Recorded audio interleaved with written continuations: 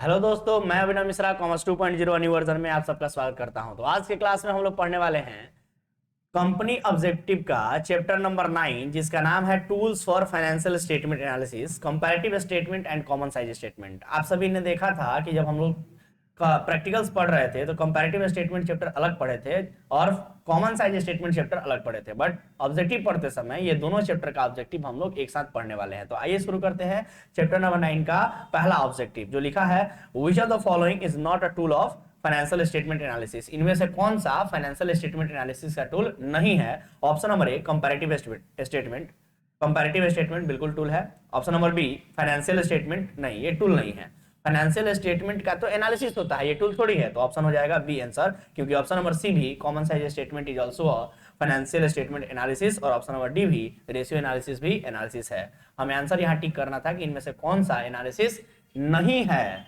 नहीं है वाला आंसर टिक करना था। आंसर हो जाएगा बी।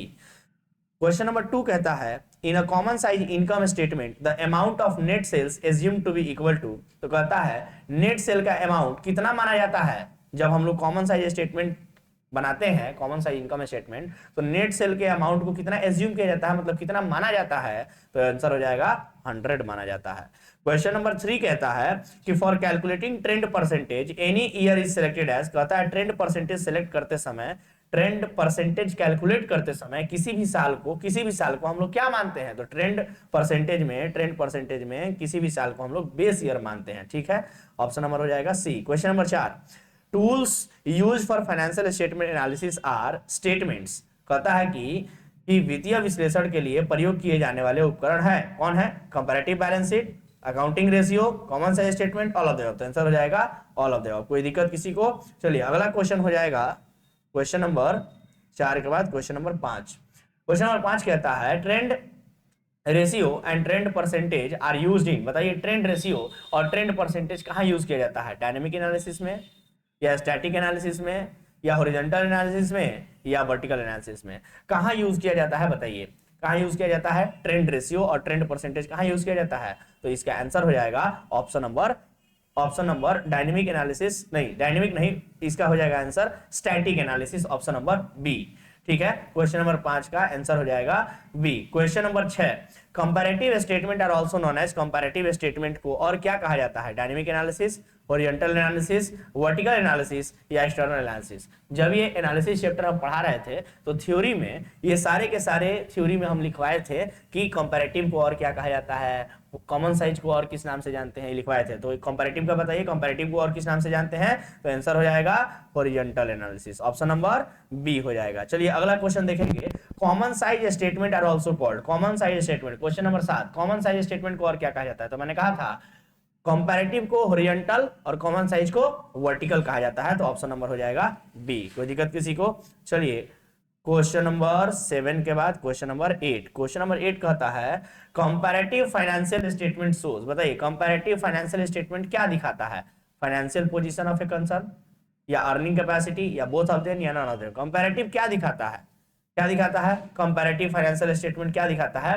तो फाइनेंशियल पोजीशन भी दिखाता है और अर्निंग कैपेसिटी भी दिखाता है। यानी कि हम कह सकते हैं कि जब हम लोग कंपैरेटिव इनकम स्टेटमेंट बनाते हैं तो अर्निंग कैपेसिटी को बताता है, और जब हम लोग कंपैरेटिव बैलेंस शीट को बनाते हैं तब वो फाइनेंशियल पोजीशन को बताता है। यानी कि दोनों ही आंसर हो जाएगा, यानी option number C, both of them. कोई दिक्कत? चलिए क्वेश्चन नंबर 9 कहता है sales less cost of goods sold is called. Sales में से जब सीओजीएस को माइनस करते हैं तो क्या निकलता है? आंसर हो जाएगा ग्रॉस प्रॉफिट। ग्रॉस प्रॉफिट का फॉर्मूला ही होता है sales minus COGS. Question number 10 कहता है कि सेल्स अगर दिया है 2 लाख, सीओजीएस 60% है, तो 2 लाख का 60% मतलब 1,20,000 हो गया, और इनडायरेक्ट एक्सपेंस अगर 6,000 है तो नेट प्रॉफिट कितना होगा? तो 1,20,000 और 6,000 माइनस कर दीजिए 2 लाख में से, तो 1,20,000 और 6,000 1,26,000 हो गया। माइनस करेंगे तो बचेगा 1,26,000 माइनस करेंगे 2 लाख में से तो कितना बचेगा? 74,000 इज द करेक्ट आंसर। यानी कि क्वेश्चन नंबर 10 का आंसर हो जाएगा डी। क्वेश्चन नंबर 11 कहता है in a common size balance sheet total equity and liability are assumed. बताइए टोटल इक्विटी एंड लायबिलिटी को क्या माना जाता है कॉमन साइज बैलेंस शीट में? तो मैंने बताया था कि कॉमन साइज बैलेंस शीट में किसी एक फिगर को बेस ईयर माना जाता है और बेस ईयर को 100 माना जाता है। यानी कि 11 का आंसर हो जाएगा C. Question number 12, no profit no loss. जहां कोई प्रॉफिट भी नहीं हुआ, लॉस भी नहीं हुआ, उस पॉइंट को क्या कहते हैं? तो उस पॉइंट को कहा जाता है ब्रेक इवन पॉइंट, जहां पर कोई भी प्रॉफिट लॉस नहीं होता है, उसका ग्राफ कुछ इस प्रकार से बनता है। देखिए ऐसे बनता है। ये जो पॉइंट होता है, एक तरफ हम लोग कॉस्ट को लिखते हैं और एक तरफ हम लोग लिखते हैं कॉस्ट के बाद एक तरफ हम लोग लिखते हैं रिवेन्यू को। ठीक है, एक तरफ हम लोग लिखते हैं रिवेन्यू को। तो ये जो पॉइंट होता है, इस पॉइंट पे ना प्रॉफिट हो रहा होता है और ना ही लॉस हो रहा होता है। इस पॉइंट को हम लोग बोलते हैं, ये जो पॉइंट होता है इस पॉइंट को बोलते हैं ब्रेक इवन पॉइंट, शॉर्ट में बीईपी।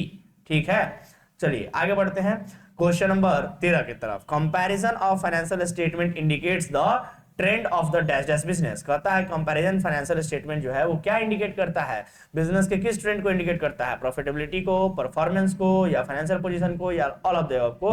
किसको किसको प्रेजेंट करता है, प्रॉफिटेबिलिटी को करता है या परफॉर्मेंस को करता है या फाइनेंशियल पोजीशन को करता है। तो देखिए यहाँ फाइनेंशियल स्टेटमेंट की बात किया और फाइनेंशियल स्टेटमेंट में पोजीशन भी दिखता है, परफॉर्मेंस भी दिखता है और परफॉर्मेंस में ही तो प्रॉफिटेबिलिटी भी दिखता है, यानी कि तीनों ही आंसर सही है। आंसर हो जाएगा डी नंबर। अगला question, Which tools of analysis of financial statements show a comparative study of 2 or more years? कौन सा टूल 2 या 2 से अधिक सालों की कंपैरेटिव स्टडी करता है? Option number A ratio analysis, नहीं नहीं। कॉमन साइज, नहीं नहीं। कंपैरेटिव स्टेटमेंट और ऑल ऑफ द अबव क्या होना चाहिए? तो कंपैरेटिव स्टेटमेंट तो देखिए 2 या 2 से अधिक का और 2 या 2 से अधिक का पढ़ाई करता है, मतलब स्टडी करता है। तो क्या बताइए कि कंपैरेटिव स्टेटमेंट होना चाहिए या सभी होना चाहिए, मतलब ऑल ऑफ द अबव होना चाहिए? क्या होना चाहिए?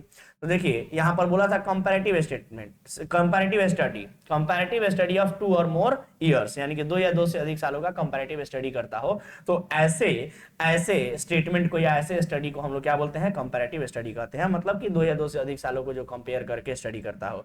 क्वेश्चन नंबर 15 कहता है under which of the following statement analysis, कौन से स्टेटमेंट एनालिसिस में 100% is taken as base year? कौन से एनालिसिस में होता है कि किसी एक बेस ईयर को हम लोग 100% मानते हैं? कंपैरेटिव में नहीं नहीं। कॉमन साइज में, रेशियो एनालिसिस में, या cash flow statement? Cash flow statement तो पहले नहीं होगा, रेशियो एनालिसिस भी नहीं होगा। कॉमन साइज या कंपैरेटिव? तो आंसर हो जाएगा कॉमन साइज। ठीक है, question number 16, it is a statement in which each asset is expressed as a percentage of total asset. कौन से एनालिसिस में ऐसा होता है? कंपैरेटिव में नहीं, कॉमन साइज में। यस, कोई दिक्कत? Question number 17, total asset 12 lakh, non current asset 9 lakh. तो कहता है कितना परसेंट है non current asset total asset का? मतलब पूछना चाहता है कि 9 लाख रुपए 12 लाख का कितना परसेंट है? तो 9 lakh divide by 12 lakh into 100 कितना हो जाएगा बोलिए? तो ये 3 से 4 बार में कट जाएगा और ये 4 से 25 बार में कट जाएगा। आंसर हो जाएगा 25%। कोई दिक्कत?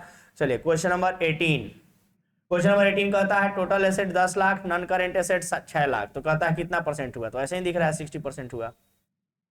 हाँ sorry, non current asset 6 lakh है ना, और क्वेश्चन में पूछ दिया है करेंट एसेट कितना होगा, तो करेंट एसेट 4 लाख होगा, और 4 लाख का मतलब 40%। कोई दिक्कत? चलिए क्वेश्चन नंबर 18 के बाद आंसर क्वेश्चन नंबर 19 कहता है tools for financial statement analysis. कौन है? Ratio analysis, comparative, trend analysis, सभी है sir. Question number 20, which of the following, which of these are not the method of financial statement analysis. इनमें से कौन सा फाइनेंशियल स्टेटमेंट एनालिसिस नहीं है? रेशियो बिल्कुल है, कंपैरेटिव बिल्कुल है, ट्रेंड एनालिसिस बिल्कुल है, ये नहीं है। कैपिटलाइजेशन मेथड नहीं है, ये तो गुडविल में पढ़े थे हम लोग। चलिए common size financial statement are mostly prepared, बताइए किसके द्वारा बनाया जाता है, मतलब किस तरीके से बनाया जाता है, ये पूछा है। प्रोपोर्शन मेथड से, परसेंटेज मेथड से, both A and B, none of these. मेरे हिसाब से होगा answer C, both A and B. अगला कहता है टेंजिबल एसेट कंपनी का इंक्रीज हो गया 4 लाख से 5 लाख, यानी 1 लाख रुपए से बढ़ गया। तो कहता है कितना परसेंट चेंज आया? तो इसका फॉर्मूला हम बताए थे कि चेंज जितना होगा उसको ऊपर लिखेंगे, जितना पहले था उसको नीचे लिखेंगे और इंटू 100 कर देंगे। ठीक है, तो ये 1 लाख 4 लाख को 4 बार में काट देगा और ये 400 को 25 बार में काट देगा। आंसर हो जाएगा 25%। कोई दिक्कत किसी को? चलिए क्वेश्चन नंबर 23 कहता है फिक्स एसेट कंपनी का बढ़ गया 3 लाख से 4 लाख। अब 3 लाख से 4 लाख बढ़ गया तो कहता है कितना चेंज हुआ? तो फिर से 1 लाख का चेंज हुआ, 1 लाख का चेंज हुआ, लेकिन परसेंटेज में कितना हुआ? तो 1 लाख चेंज डिवाइड बाई पहले कितना था 3 लाख इंटू 100 कटाएंगे। 1 लाख से 3 लाख 3 बार में कटेगा और 3 से 100 33.333%। देखिए कहां दिया है, ये रहा option number D. Question number 24 कहता है in common size statement which item of the income statement is calculated in percentage. कौन सा आइटम परसेंटेज में कैलकुलेट होता है कॉमन साइज स्टेटमेंट में? Total profit, net profit, sales, net income, कौन सा होगा? क्वेश्चन नंबर बताइए 24 का आंसर क्या होगा? कॉमन साइज स्टेटमेंट में, इनकम स्टेटमेंट में परसेंटेज में कौन सा आइटम कैलकुलेट होता है? आंसर हो जाएगा टोटल प्रॉफिट। चलिए आगे बढ़ते हैं। Income common size statement the items of asset in percentage is calculated on, बताइए कॉमन साइज स्टेटमेंट में कौन सा एसेट में कौन सा आइटम परसेंटेज में कैलकुलेट होता है, बोलिए कौन सा होता है? Current asset, fix asset, total asset, आपने बताया था टोटल एसेट। टोटल एसेट को ही हम लोग 100% मानते हैं, ठीक है। अगला break even point refers to that point where, break even point किसको कहते हैं? जहां टोटल कॉस्ट टोटल रेवेन्यू के बराबर हो जाए, टोटल सेल्स के बराबर हो जाए, है ना।